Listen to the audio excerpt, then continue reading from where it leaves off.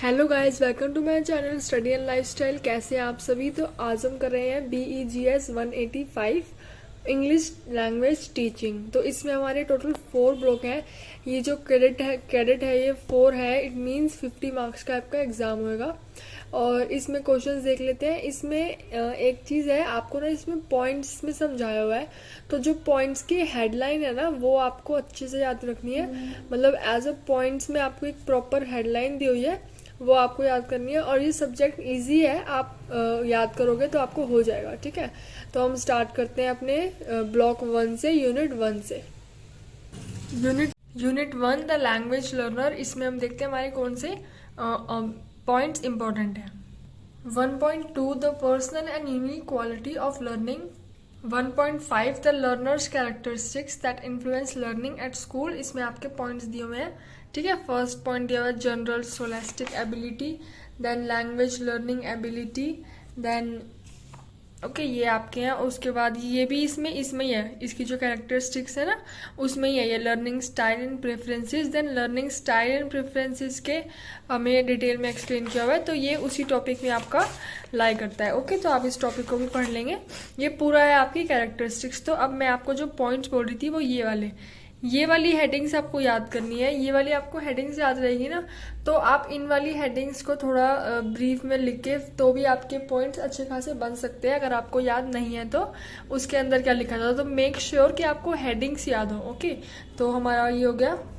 Then है हमारे पास यूनिट 2 द अनरीच्ड लर्नर। इसमें फर्स्ट है हमारा द अंडर प्रिविलेज लर्नर्स। इसमें इसके आपके पॉइंट्स दिए हुए हैं, who are under privilege learners. ठीक है, देन उसकी कैरेक्टरिस्टिक्स दी हुई है।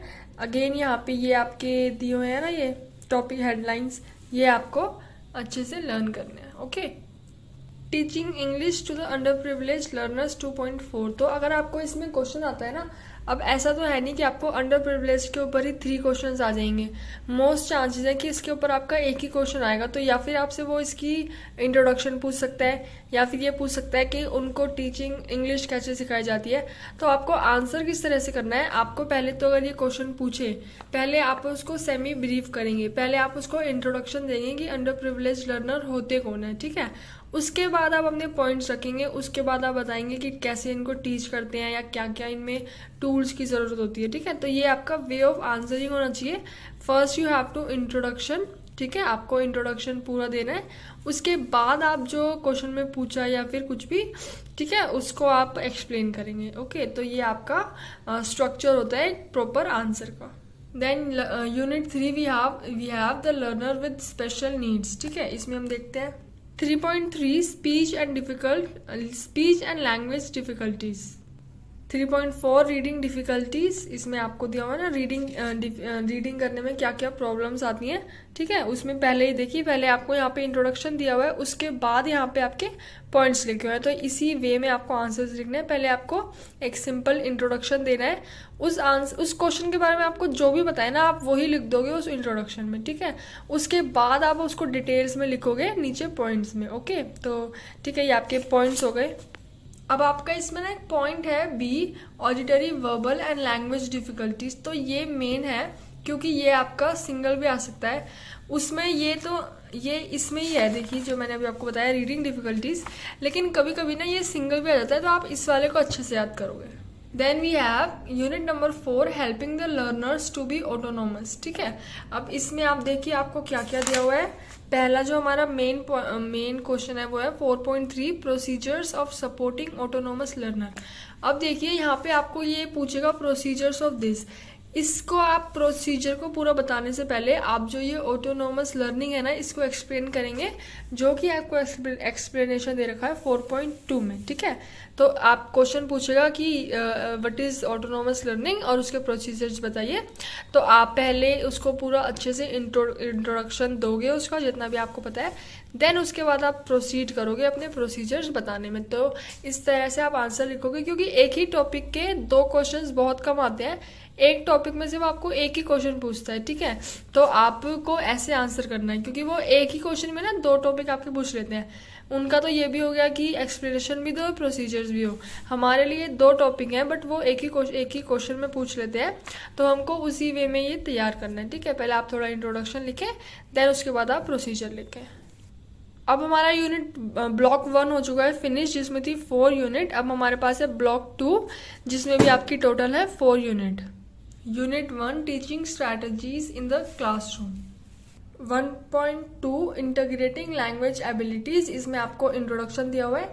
देन आपका देन उसके बाद है 1.4 लैंग्वेज एबिलिटीज, इसमें आपको पूरा का पूरा एक्सप्लेन किया हुआ है कि क्या क्या होती है लैंग्वेज एबिलिटीज, ठीक है। इंट्रोडक्शन हमने पढ़ लिया, उसके बाद ये लैंग्वेज एबिलिटीज। देन है हमारे पास unit 2 the classroom as a discourse space.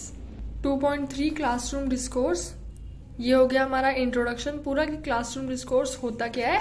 Then आपको यहाँ पे 2.4 में बताया है फीचर्स ऑफ क्लासरूम डिस्कोर्स, ठीक है। 2.6 classroom international competence CIC। Then we have unit 3 using the cross curricular approach. 3.2 language across curriculum ways and means. देन उसके बाद हमें दिए हुए हैं यहाँ पे इसकी स्ट्रैटेजीज, ठीक है। स्ट्रैटेजीज में proper point by point answer दिया हुआ है, प्रॉपर एग्जाम्पल से आपको समझाया हुआ है, तो इसी तरह से आपको अपने क्वेश्चन पेपर में लिखना है, ठीक है। Then we have unit 4 monitoring instructions the reflective teacher.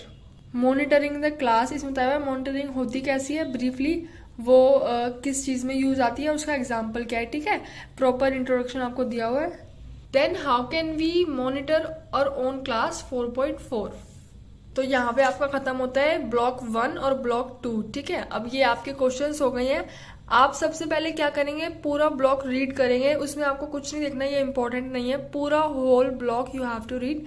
Then आप उसमें जो मैंने आपको इंपॉर्टेंट क्वेश्चंस बताए हैं उन पे ध्यान देंगे, ठीक है। उसके बाद अगर आपके पास टाइम बचता है, उसके बाद फिर आप करेंगे चेक योर प्रोग्रेस, जितनी भी इसमें गिवन है, ठीक है। और आपकी जो रिवीजन है वो सबसे मेन है, आपको रिवीजन करना ही होगा, क्योंकि अगर आप रिवीजन नहीं करेंगे ना तो बहुत बच्चों के साथ होता है, हमने पढ़ा तो होता है कि हम क्या पढ़ रहे हैं, हम क्या ने देखा है, लेकिन हम एग्जाम में जाके उसको भूल जाते हैं, वो पॉइंट टू पॉइंट आंसर नहीं लिख पाते just because lack of revision. तो आपको रिविजन मस्ट करनी है। अब हम देखते हैं ब्लॉक 3 एंड 4।